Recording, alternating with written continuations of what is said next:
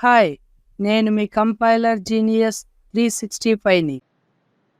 మొదటగా all the best for second BSc 4th semester students.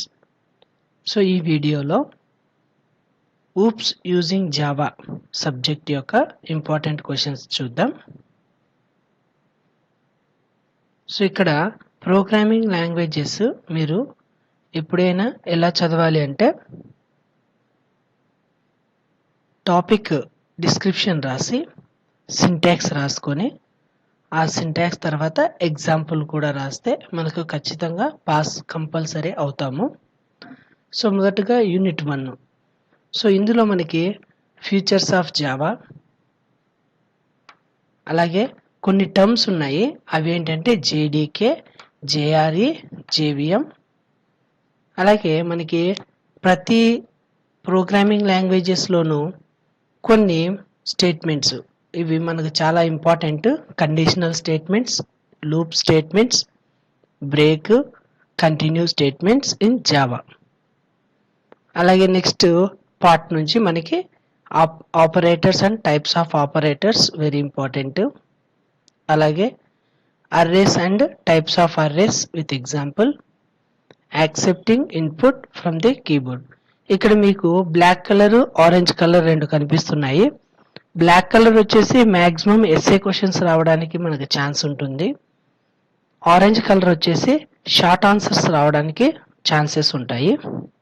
అలాగే రెండో యూనిట్, ఇక్కడ మనము string class and various methods in string classes, immutability of string, features of object oriented programming system oops, అలాగే inheritance concept, types of inheritance.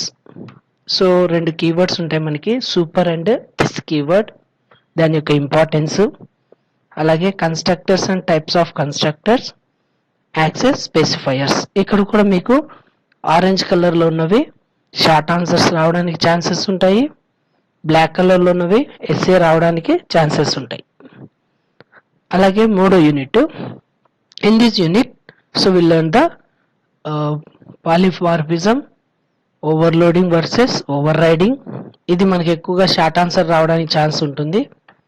అలాగే abstract method and abstract classes, interface, multiple inheritance using interface, అలాగే packages and different types of packages, ఎసెప్షన్స్, types of exceptions, exception handling.